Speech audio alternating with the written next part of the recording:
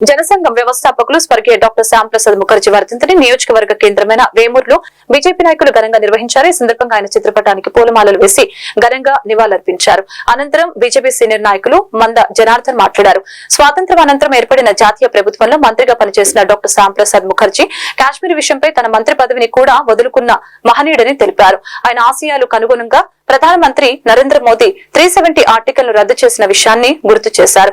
కార్యక్రమంలో మండల బీజేపీ అధ్యక్షులు సాంసరావు, ఎస్సీ మోర్చా కార్యదర్శి ఎల్లమాటి దాసు, రాజేషు తదితరులు పాల్గొన్నారు. ఈ రోజు భారతీయ జనసంఘ్ వ్యవస్థాపకులు డాక్టర్ శ్యామ ప్రసాద్ ముఖర్జీ గారి బలిదాన దివస్ కార్యక్రమాన్ని ఏమూరు నియోజకవర్గంలోని ఏమూరు మండల కేంద్రమైన ఏమూరులో ఈరోజు జరుపుకోవడం చాలా ఆనందదాయకం. ఎందుకంటే ఆ మహనీయుని యొక్క బలిదానాన్ని ఈరోజు యావత్ భారతదేశంలో భారతీయ జనతా పార్టీ కార్యకర్తలు, నాయకులు, ఈ దేశ ప్రజలందరూ ఘనంగా నిర్వహిస్తున్నారు. ఎందుకంటే ఆయన 1901 జూలై 6న కలకత్తాలో జన్మించారు, పశ్చిమ బెంగాల్ రాష్ట్రంలో. వారి తండ్రి అశుతోష్ ముఖర్జీ గారు కలకత్తా యూనివర్సిటీకి వైస్ ఛాన్సలర్గా పనిచేశారు. అదే యూనివర్సిటీకి మన శ్యామ్ ప్రసాద్ ముఖర్జీ గారు కూడా అతి పిన్న వయసులో వైస్ ఛాన్సలర్ అయ్యి ఆ ఘనతని సాధించినటువంటి మహనీయుల్లో డాక్టర్ శ్యామ్ ప్రసాద్ ముఖర్జీ గారు ఒకరు.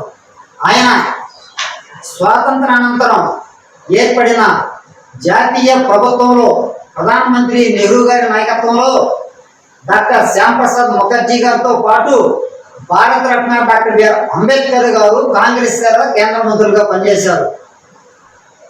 మన శ్యామ్ ప్రసాద్ ముఖర్జీ గారు ఏక్ దేశ్ మే దో విధాన్, ఏక్ దేశ్ మే దో నిషాన్, ఏక్ దేశ్ మే దో ప్రధానమంత్రి నహీ చలేగా నహీ చలేగని నినాదించి తన కేంద్ర మంత్రి పదవిని వదులుకొని జమ్మూ కాశ్మీర్ విముక్తి కోసం జమ్మూ కాశ్మీర్కి పైన వెయ్యి అక్కడ ఆ రాష్ట్ర ప్రభుత్వం అరెస్ట్ చేసి ఆయన్ని జైల్లో పెట్టి అక్కడ హింసించిన కారణంగా ఆయన ఆ జైల్లోనే మరణించడం జరిగింది. ఆ యొక్క దినాన్ని ఈరోజు భారతదేశం యావత్తు ఆయన యొక్క వర్ధంతి కార్యక్రమం నిర్వహిస్తున్నారు.